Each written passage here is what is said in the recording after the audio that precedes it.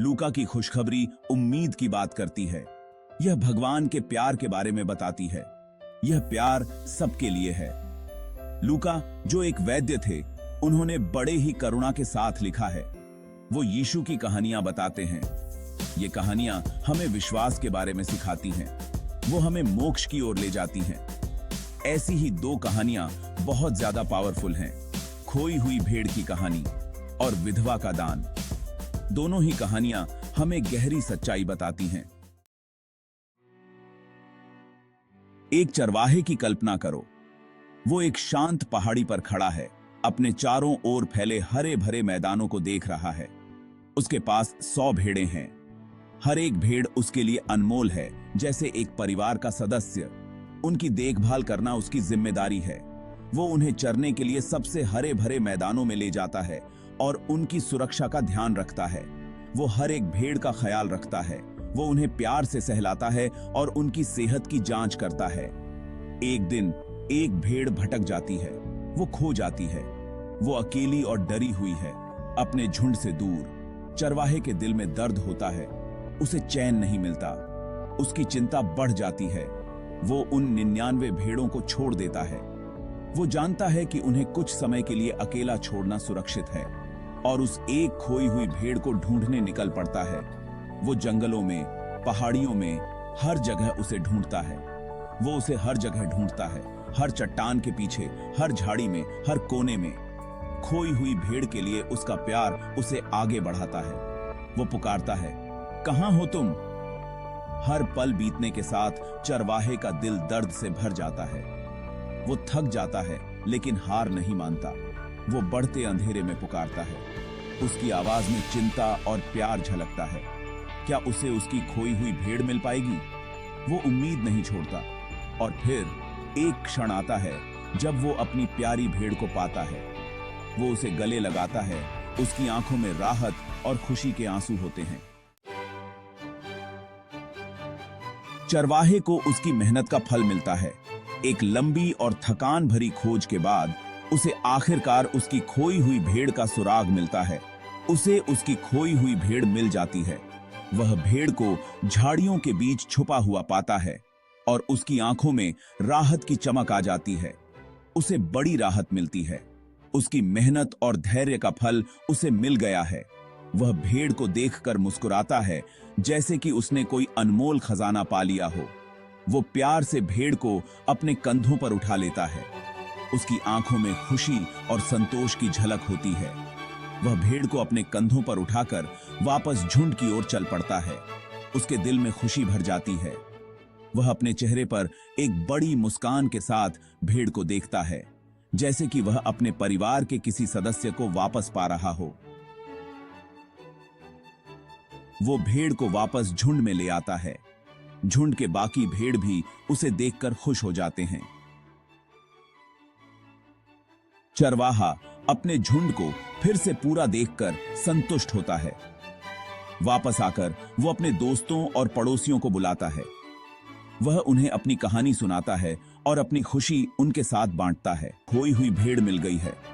वह गर्व और खुशी से चिल्लाता है।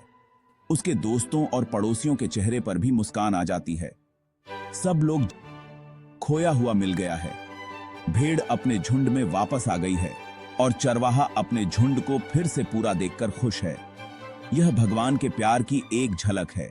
जैसे चरवाहा अपनी खोई हुई भेड़ को पाकर खुश होता है, वैसे ही भगवान भी हमें पाकर खुश होते हैं। जब हम उसकी तरफ मुड़ते हैं तो उसे खुशी होती है। यह कहानी हमें याद दिलाती है कि हम कभी भी अकेले नहीं होते और हमेशा कोई न कोई हमें ढूंढने और वापस लाने के लिए तैयार होता है। एक भव्य मंदिर में लोग इधर उधर घूम रहे हैं। कुछ लोग अमीर हैं। वे अपने शानदार वस्त्रों में सजे हुए हैं और उनके चेहरे पर गर्व की झलक है। उनके दान का उद्देश्य केवल दिखावा है। कुछ लोग गरीब हैं, जिनके पास देने के लिए बहुत कम है। वो जो दे सकते हैं वो देते हैं। विधवा खजाने के पास आती है। उसकी चाल धीमी है और उसके चेहरे पर जीवन की कठिनाइयों की लकीरें साफ दिखाई देती हैं। वो गरीब है। वो 2 छोटे सिक्के देती है। ये सिक्के उसकी पूरी संपत्ति हैं। उसके पास बस इतना ही है। उसका दान छोटा है, लेकिन उसका दिल बहुत बड़ा है। फिर भी यह एक बहुत बड़ा बलिदान है। उसने अपनी पूरी संपत्ति दान कर दी है और यह उसके लिए एक महान त्याग है। उसने अपना सब कुछ दे दिया। उसका दिल साफ है, उसका विश्वास मजबूत है। यीशु उसे देखते हैं, वे उसकी सच्ची भक्ति और त्याग को पहचानते हैं। वो उसकी प्रशंसा करते हैं। यीशु जानते हैं कि सच्ची दरिया दिली दिल से आती है और यह विधवा इसका जीता जागता उदाहरण है। सच्ची दरिया दिली दिल से आती है।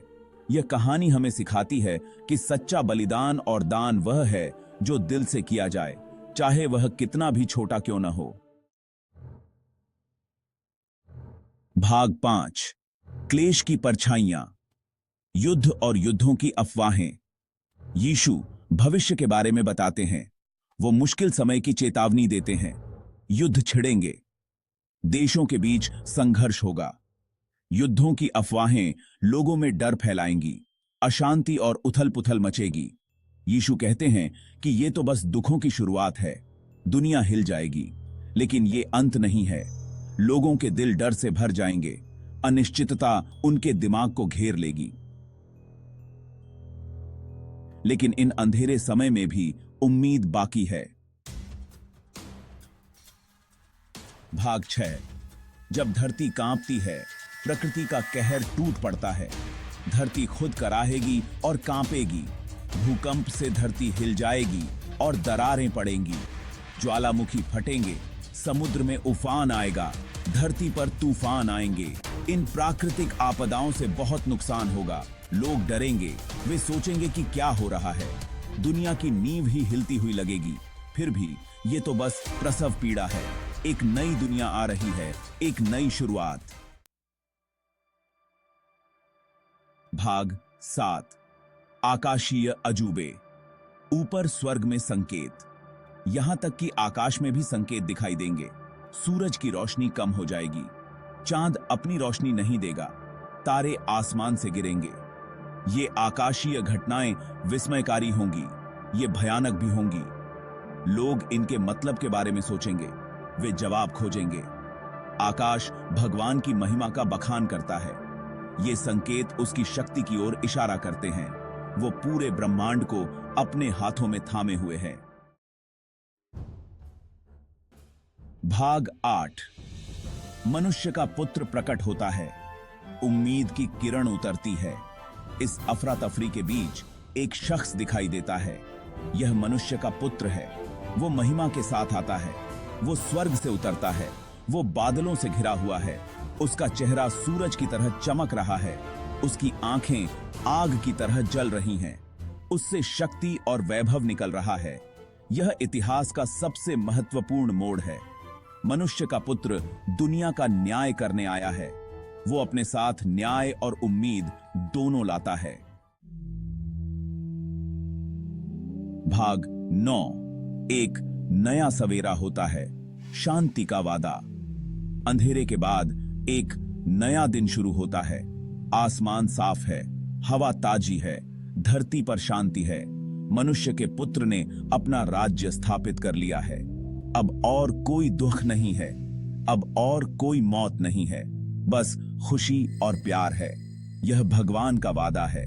वो सब कुछ नया कर देगा। उसका राज्य हमेशा के लिए रहेगा। भाग 10। निष्कर्ष। लूका के सुसमाचार में आशा और मुक्ति। लूका का सुसमाचार उम्मीद देता है। यह भगवान के प्यार की बात करता है। वो खोए हुए को ढूंढता है। वो विनम्र का स्वागत करता है। वो सभी को मोक्ष प्रदान करता है। क्लेश का सामना करने पर भी उम्मीद है। मनुष्य का पुत्र वापस आएगा। वो अपना राज्य स्थापित करेगा। यही खुशखबरी है। यही लूका का संदेश है।